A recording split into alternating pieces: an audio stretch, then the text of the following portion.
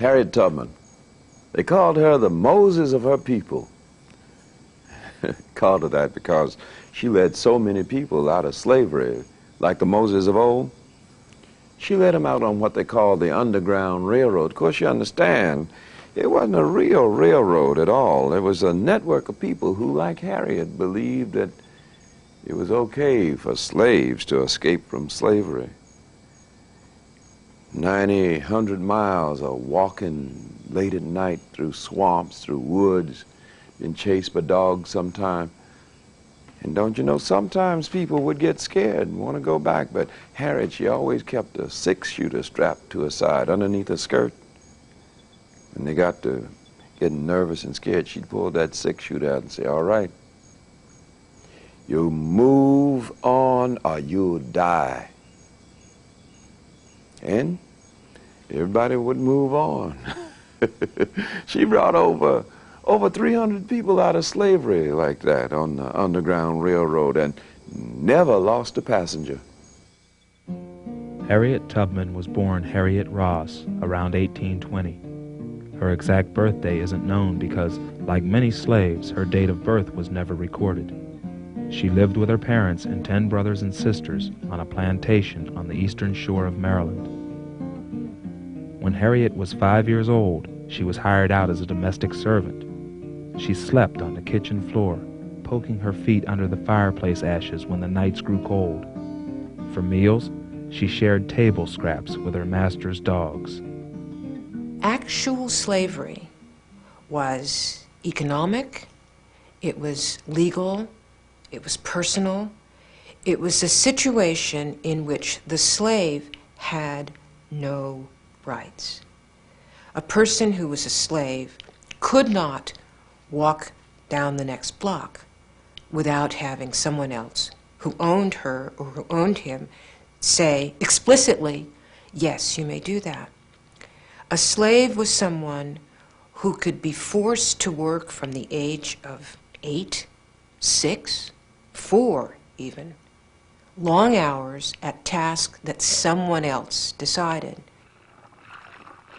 Young Harriet repeatedly failed at domestic work, and by the time she was in her early teens, was known as a strong but surly laborer, unfit for indoor work, yet useful as a field hand. She could plow, chop wood, and drive a team of oxen more efficiently than most men. She worked on the farm like the men, hoeing and planting and plowing and that kind of work. And her overseer would whip her every day. Every day she would get whipped. She had to be more or less obedient to her master. They told her when to go to bed, when to get up, when to work and such. And she had a rebellious spirit, and she said that slavery was against the law of God. In 1831, when Harriet was about 11, Nat Turner, a slave on a Virginia plantation, led an army of 60 rebel slaves against their white masters. The slaves are known to have used protests virtually from their time of departure from the slave castles on the African West Coast primarily, in which they resisted the attempt to be enslaved, to become enslaved. They attempted to escape on ships by simply, if the opportunity offered itself, by leaping off and drowning or whatever. Once they were bound by the continental United States, the protests took the form more of insurrection, slaves fighting against the system, and they fought against the system whether they were in the North or the South. I'm gonna cross the rivers of Jordan.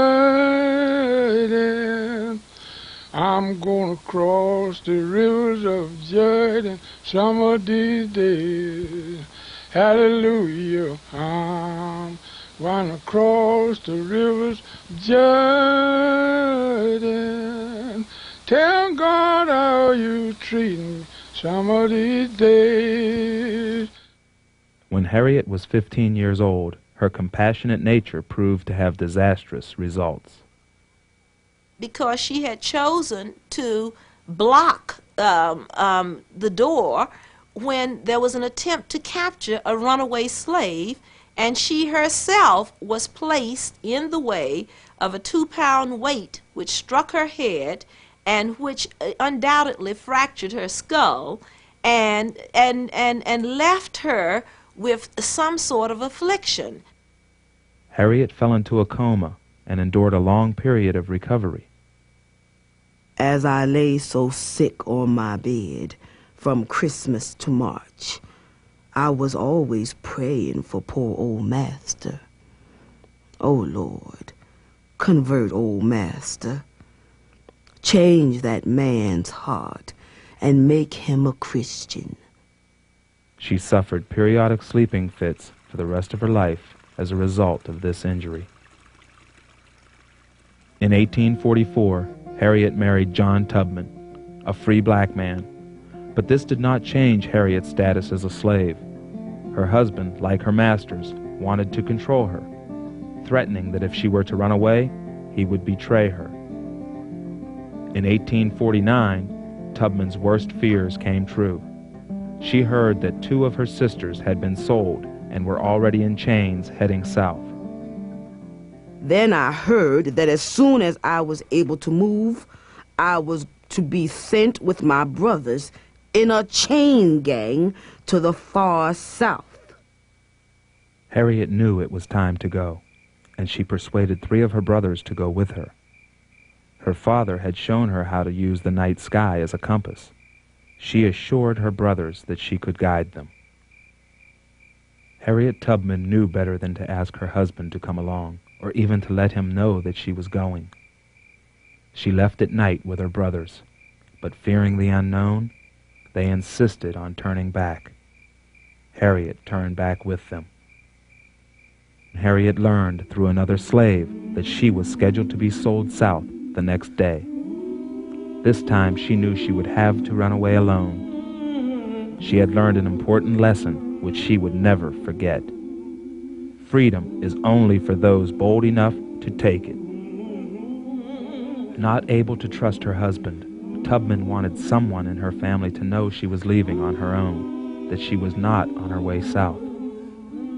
She walked by the big house where her sister was working and started singing, "Swing low, sweet chariot, I ain't got long to stay here." So Mary Ann got the message, and she knew what the message was. They would use coded messages, the slave spirituals. As I said, walk together, children, don't become weary. We're going to make it to the promised land. I have shoes, you have shoes, all God's children have shoes. When you get to heaven, going to put on their shoes and walk all over God's heaven. Heaven was a code word for Canada.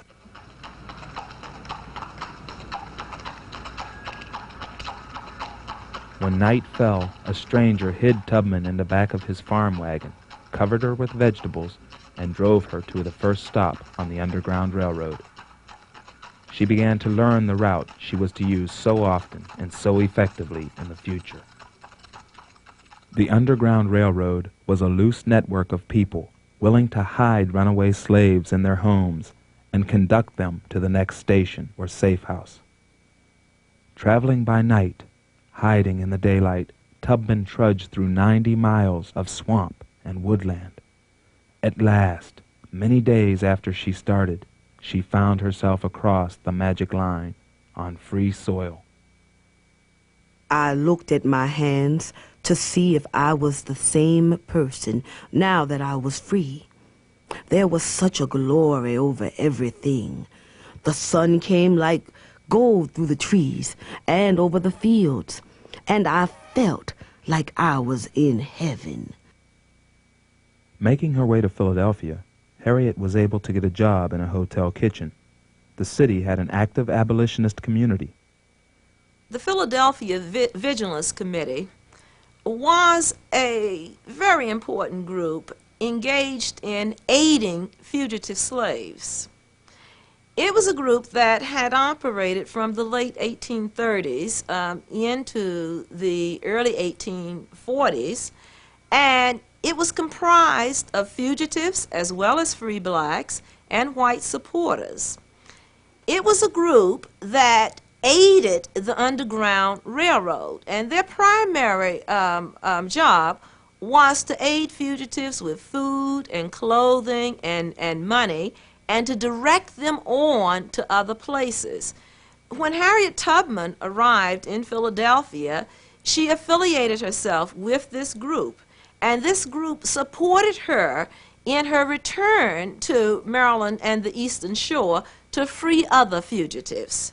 Usually when slaves ride with Harriet Tubman, for instance, the Johnson House or any other house along the Freedom Trail, the first thing she would do, she would give a soft knock on the door, and usually there was the answer, "Who's there?" "A friend with a friend." It was the coded words. Then the occupant would know that Harriet Tubman was there, or another conductor in the Underground were slaves. And the password was given, and the passwords were returned. So Harriet Tubman is someone who, through her own devices, through her own exertion, overcame slavery, became free, and then even more so, went back and brought other people with her. So she has freedom, freedom, freedom, freedom, freedom. Harriet made many trips south, but by 1851, the Fugitive Slave Act made these trips all the more dangerous. Tubman heard ominous news of fugitive slaves arrested and returned to the South from previously safe cities in Massachusetts and New York. I never closed my eyes that I did not imagine that I saw the horsemen coming and heard the screams of women and children as they were being dragged away. Philadelphia was no longer a safe place for Harriet to work. She moved to St. Catharines, Canada, a small town near Niagara Falls, where many free blacks and former slaves had settled. Now, instead of 90 miles, she had to conduct her passengers on a grueling journey of almost 500 miles. She stole away into the night and crept along the various slave quarters or cabins, oftentimes whispering or knocking on doors, more or less singing, steal away, steal away, steal away to Jesus. I ain't got long to stay here, was a coded spiritual informing the slaves to steal away. She was a very courageous and brave woman as she, in turn escaped from slavery and then went back to help others do the same. So she, even in the early stages, she was giving back to her, you could call her community. She was helping her brothers and sisters get to where she had already gotten. By 1854, Harriet Tubman had become a legend among the slaves and a demon to the slaveholders. Posters announced a reward for Harriet Tubman, sometimes called Moses, worth $12,000 to any person who delivered her to the authorities. The countryside swarmed with bounty hunters. In 1857, Tubman settled down in Auburn, New York. The small town was to be Tubman's home for the rest of her life.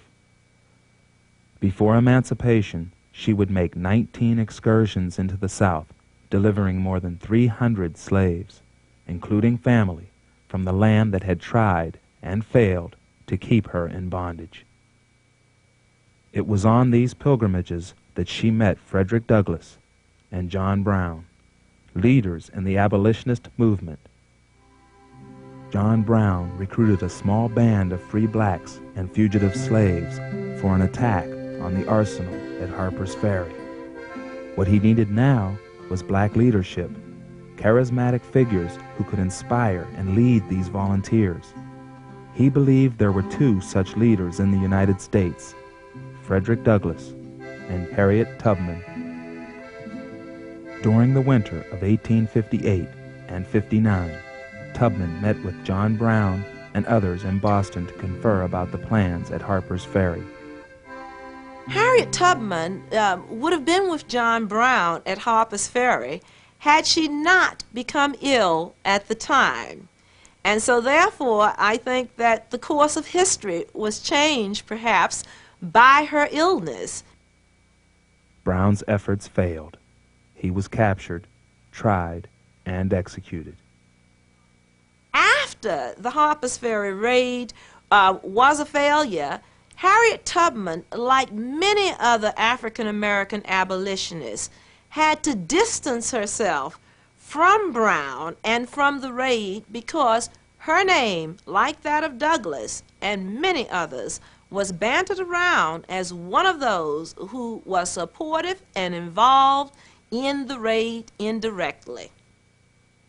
As the North-South split widened, the South called for strict enforcement of the Fugitive Slave Act and an end to the Underground Railroad. There were many people who didn't like the idea that the Underground Railroad was existing at all. Black people and white people, there were black spies and white spies who would sell their soul for $5 for a bottle of liquor, whatever, to reveal the hiding places of these fugitive slaves. The issue of slavery continued to divide the Union. 7 states in the South withdrew from the Union to form the Confederate States of America. The Civil War had begun. We mourn not that the man should toil. 'Tis nature's need, 'tis God's decree. But let the hand that tills the soil be like the wind that fans it free. As Union troops advanced through Maryland in the spring and summer of 1861, large numbers of slaves left their plantations to join the Northern soldiers. These contrabands, many of them illiterate, malnourished, and ill, flooded the Union Army camps. Overwhelmed, Union Army commanders sent out a call for teachers and nurses. Hundreds of Northerners responded, among them Harriet Tubman. Aware of her work on the Underground Railroad, Union officers sometimes used her to lead spy missions. She was called to lead a group of soldiers because she knew the elements, you know, the forests, the swamps, and so forth. So she led them into a small skirmish, and she was able to retrieve valuable information during that period for the Union Army. Later that year, Tubman accepted an assignment to lead a force of 150 black soldiers and 3 steam-powered gunboats up the Combahee River.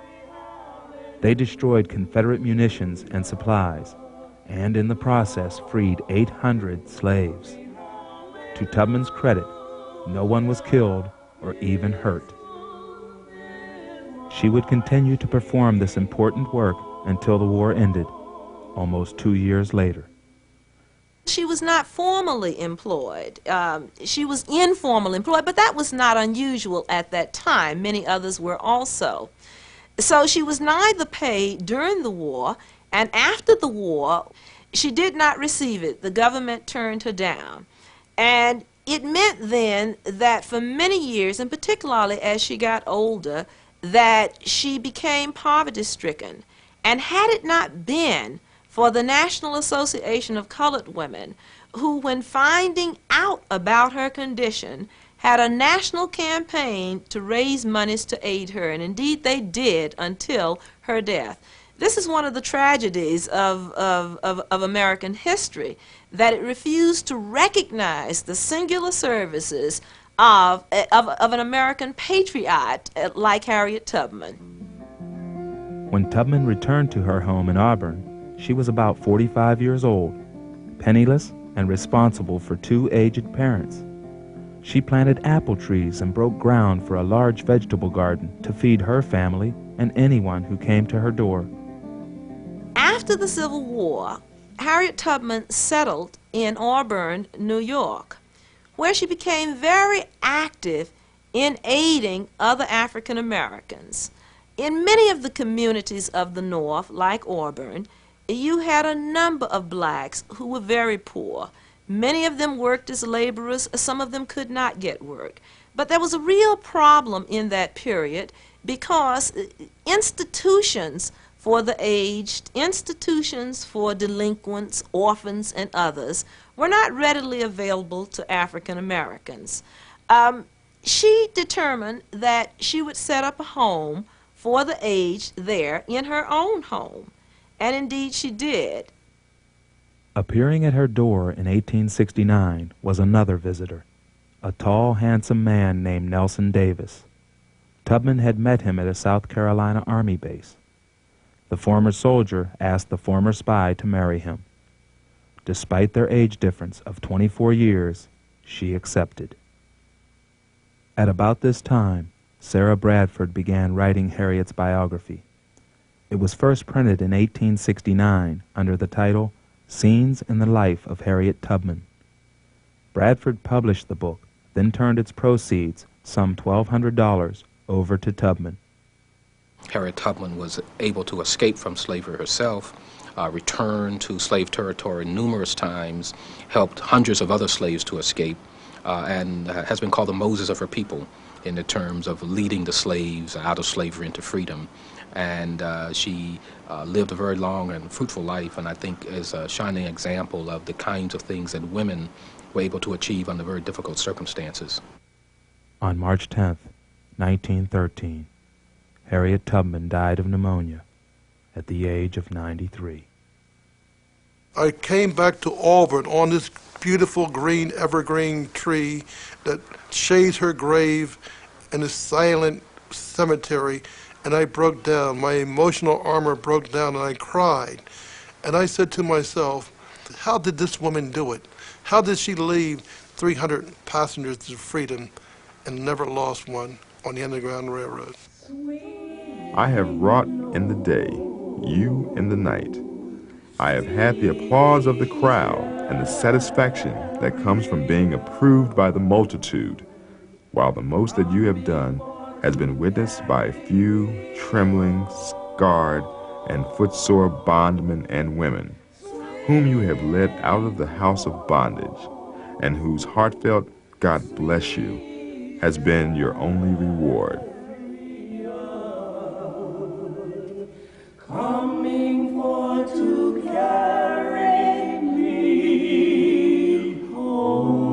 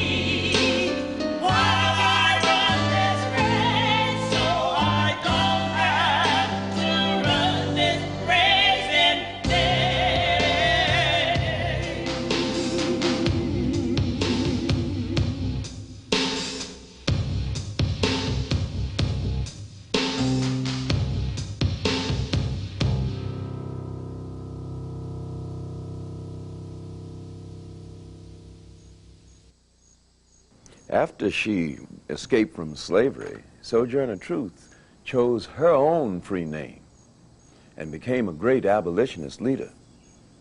As she traveled the country speaking the truth about slavery, she discovered that there was another form of oppression.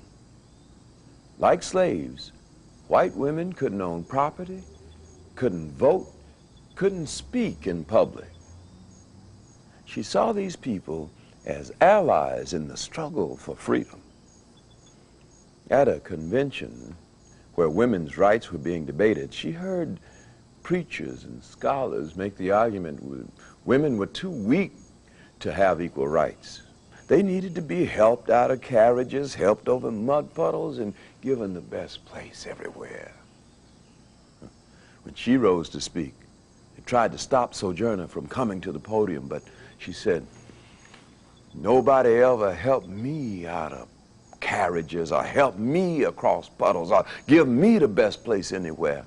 Ain't I a woman?" She pulled up the sleeve of her shirt and showed her strong black arm and said, "I have worked the fields and loaded the barns, and no man has bested me. And ain't I a woman? I have birthed many children, and when I seen them sold off into slavery, none but Jesus heard my cry. And ain't I a woman?" Oh, the convention was riveted by her speech. And when she sat down, she had made the cry, sounded the call for all women to take up the struggle against oppression. Sojourner Truth was born into slavery under the name Isabella in New York State in 1797. By the time she was born, slaves had been bought and sold in the New York area for over 150 years. Sojourner Truth was a slave in New York State. And we don't usually connect New York State or indeed New Jersey or Pennsylvania with slavery, but they were all slave states. She was emancipated in 1827 by state law, which meant that she grew up as a slave. Now, for Sojourner Truth, this meant that she only knew her parents for a short time and that she was separated from her parents very early. This was the case with slaves very often throughout the country. Slaves were subject to sale, but even if they weren't sold away from their children or their parents, people lived on different plantations and different farms, so families were not together. Slavery is a system of, in the United States, as it were, where individuals were owned as property by other individuals. It was a system of chattel slavery in which the individual had no rights. A slave was someone who could be forced to work from the age of 8, 6, 4 even, long hours at tasks that someone else decided. A slave was a person who had no right to a vacation. A slave was a person who had no rights to wages. And it is a system which existed here for several hundred years and which continues to permeate, I think, present-day society in terms of how we react to certain racial relationships in this country. Isabella's family was owned by a man named Hardenberg, who was of Dutch descent. She heard only Dutch as she grew up, so this was her first language. When she was about 11 years old, her master died, and his heirs auctioned off his horses, his cattle, and his slaves. Isabella was sold to a man named John Neely, who owned a store and dock in nearby Kingston, New York. One Sunday morning, her master took her to the barn where he beat her with red-hot iron rods without reason. Although Isabella pleaded with him to stop and called out to God for help, the beating continued until her back was covered with blood.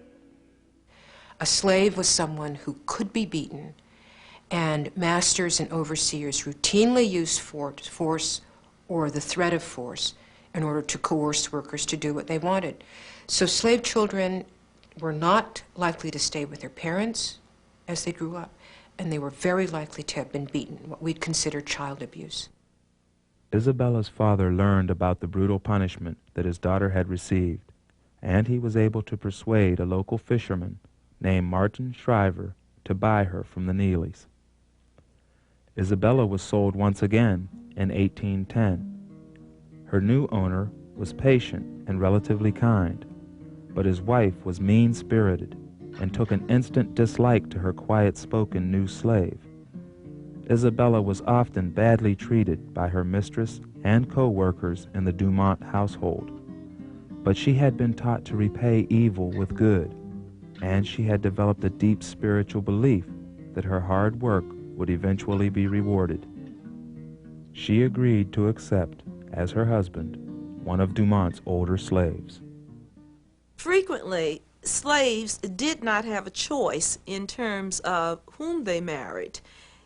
Masters, quite frequently, did not favor their slaves marrying persons on other plantations because they would not be able to exert full control over their lives. Sojourner Truth then contracted a marriage with an older man. It does not appear that this marriage was contracted because they were greatly in love. It was more a marriage of convenience. However, she did bear him several children. Year after year, Isabella planted corn, chopped wood, and hauled buckets of water for the Dumonts. In 1824, good news finally reached her. Pressured by abolitionist groups, the New York State Legislature passed an emancipation law requiring that all slaves born before July 4th, 1799, be freed on July 4th, 1827. Although no one knew for sure when Isabella had been born, the Dumonts agreed that she was eligible to be freed in 1827. The slaveholders are terrible for promising to give you this or that, or such and such a privilege. If you will do thus and so, and when the time of fulfillment comes, and one claims the promise, they, forsooth, recollect nothing of the kind, and you are, like as not, taunted with being a liar, or at best the slave is accused of not having performed his part or condition of the contract. And she was not set free, but she was determined that she would be free, so she left. But she left her children in slavery because they had been assigned term slavery as such, and their freedom would come much later. As it happened, her child Peter was sold to another owner in New York and then sold to Alabama. Sojourner Truth checked the law and found out that it was illegal to sell a New York slave out of the state. Sojourner Truth, or Isabella, went to court to get her son back. Her son had been illegally sold into perpetual slavery in Alabama, out of New York State. That she took this step showed that even as a slave, she was an extraordinarily strong person with a sense of autonomy, of personal autonomy, and of what her rights were, even though as a slave she had no legal rights.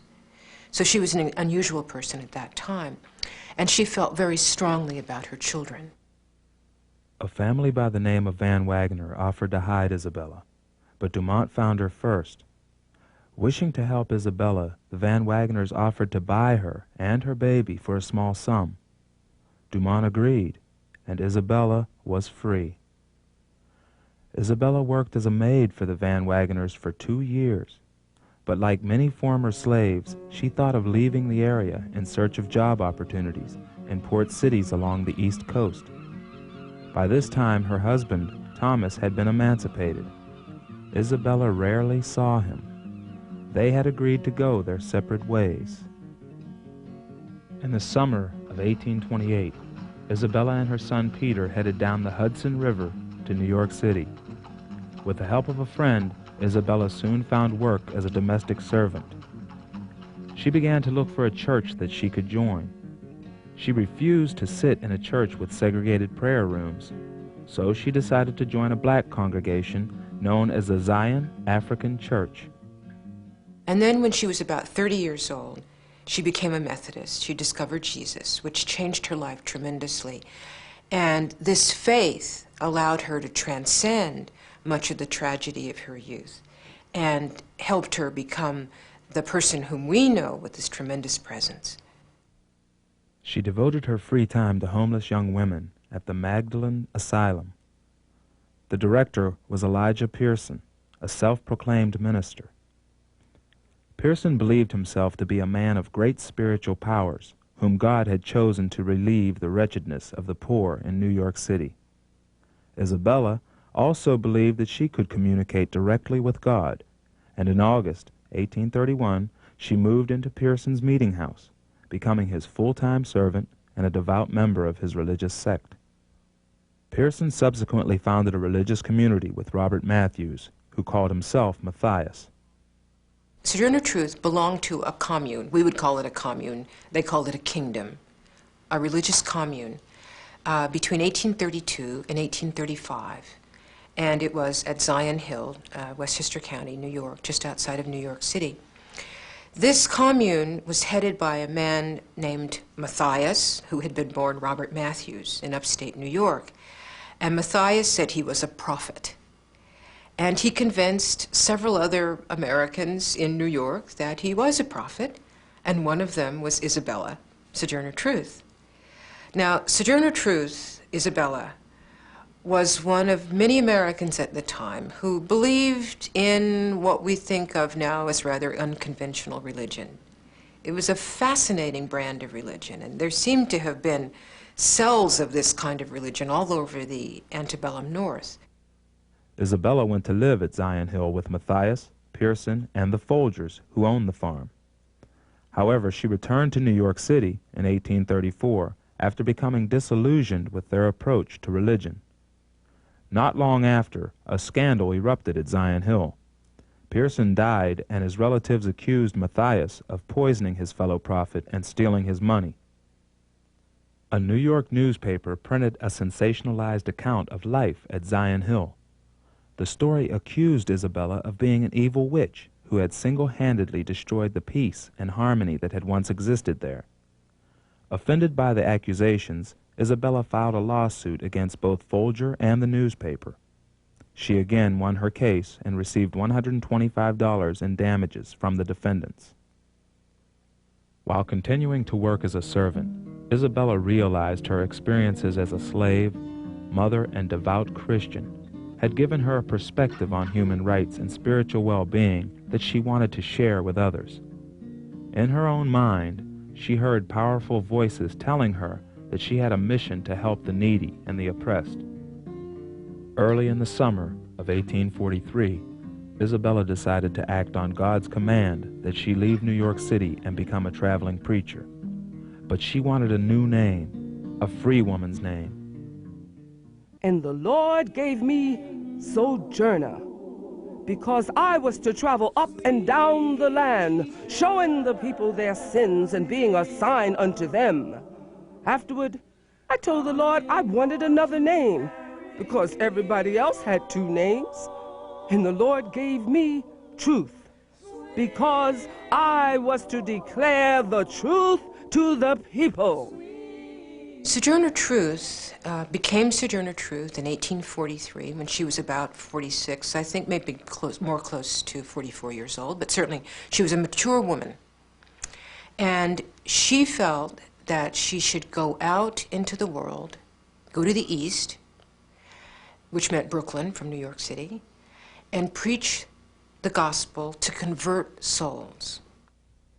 From Brooklyn, Sojourner took a ship across Long Island Sound and proceeded northward, preaching in Connecticut and Massachusetts. Wherever she went, people flocked to listen to her. She joined a commune called the Northampton Association in Northampton, Massachusetts, which is in western Massachusetts, which was an industrial commune. They made silk.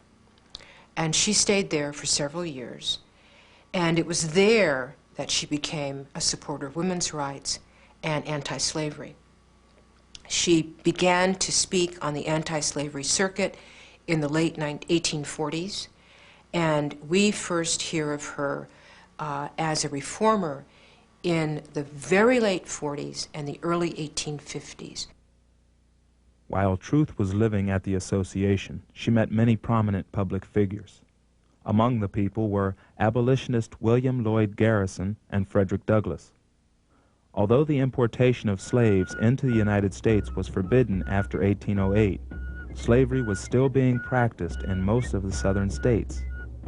Led by Garrison and Douglas, the abolitionist movement sought to put an end to slavery.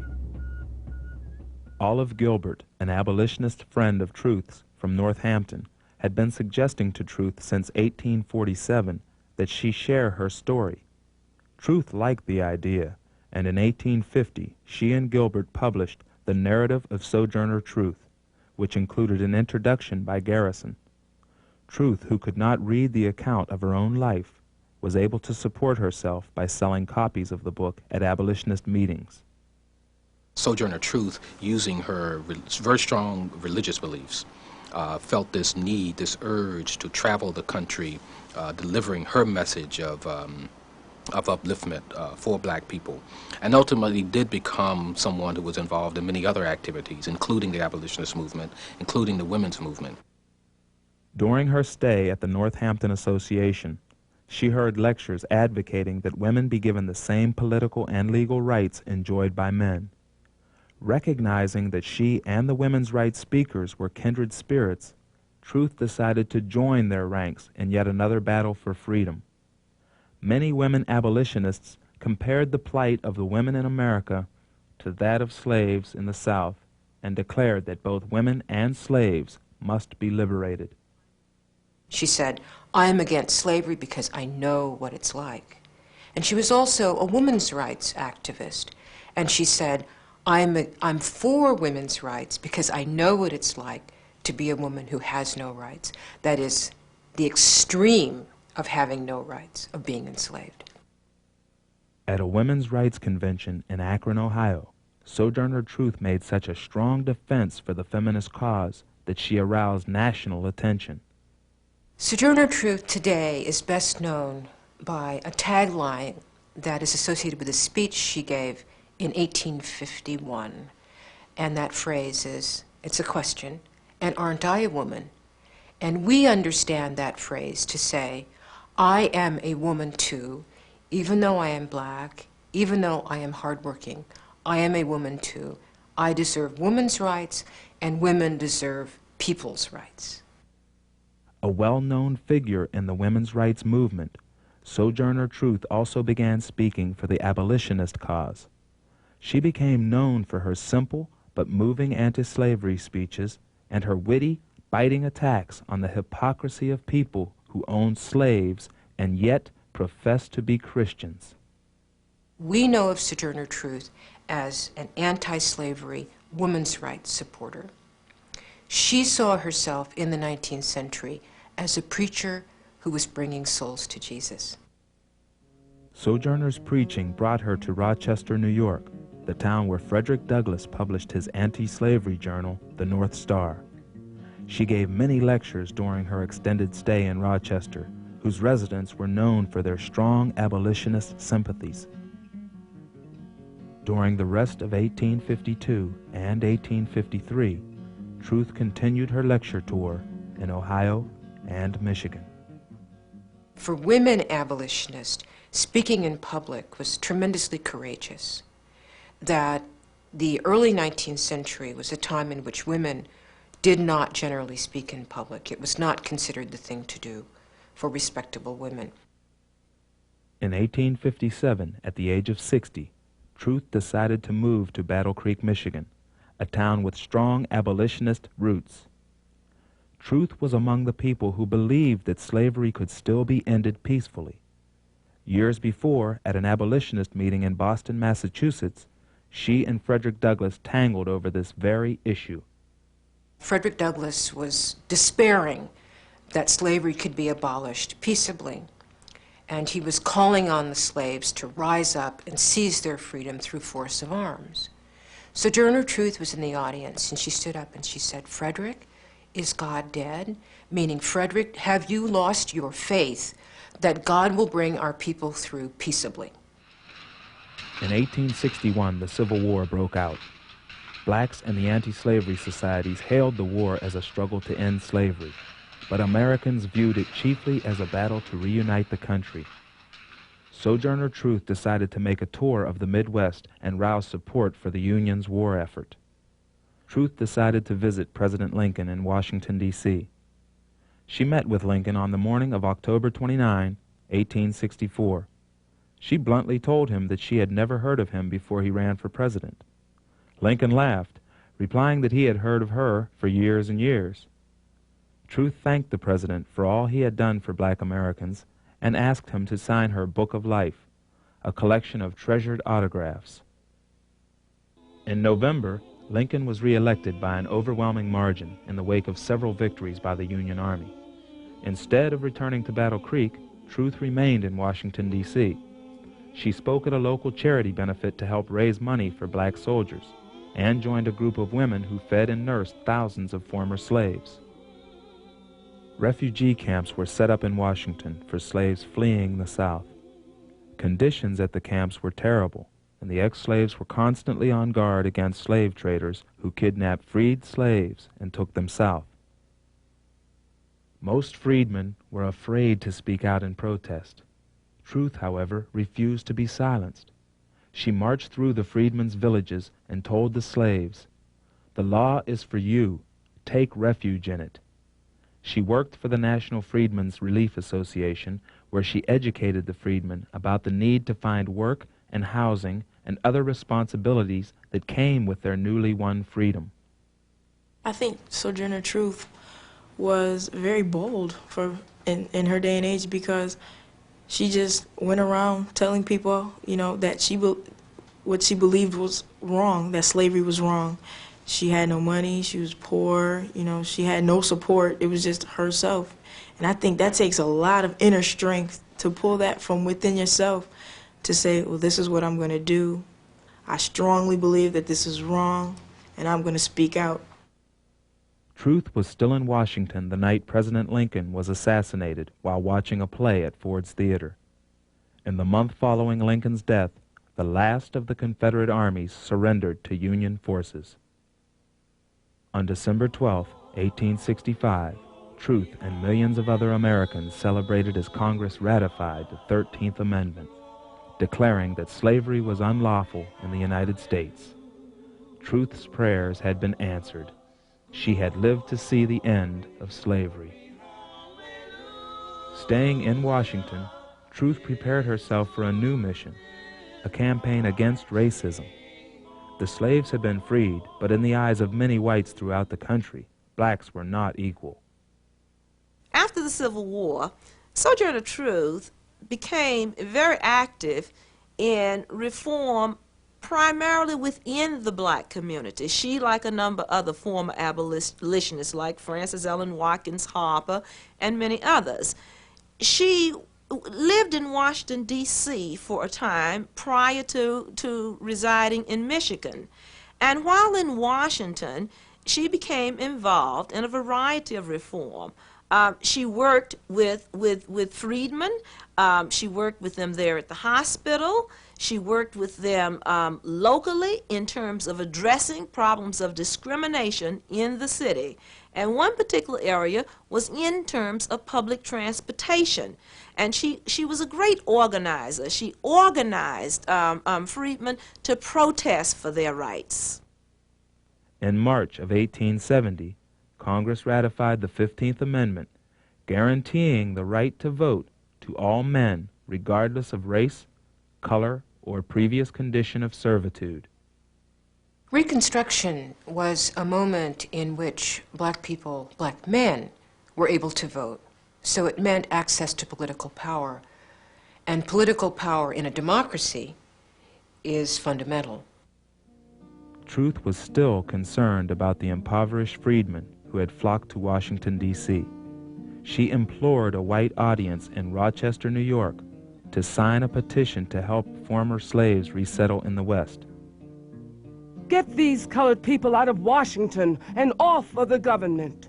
And get the old people out and build them homes in the West, where they can feed themselves, and they would soon be able to be a people among you. That is my commission. Now agitate them people and put them there.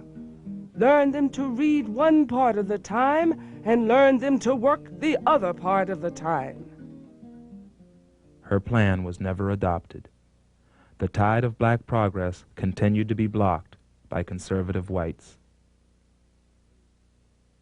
Hayes became the 19th President of the United States in 1876. One of his first major acts as president was to withdraw the federal troops that were protecting the civil rights of Southern blacks. The action signaled the end of Reconstruction. Many gains that blacks had won after the Civil War would now be reversed. Truth did not have the strength to tour and protest. By the beginning of 1881, she had become gravely ill. She died early in the morning of November 26, 1883. But she found it within herself to tell people what she believed was wrong and to tell people how she felt. And she stood up for what she believed in. And I believe that's very important, to not compromise yourself. If you believe that is wrong and you really believe that, to let someone know, to tell them, to stand up for what you believe in, become active in that, and, you know, to really let people know. All we know about Sojourner Truth is from the reports of the period, others, and how they saw Sojourner Truth. It appears that she was a woman of great presence, a woman of great strength, a woman whose presence and strength and sheer utterance could calm an audience, could rev an audience up, could move an audience to action. She was a woman of great strength and presence.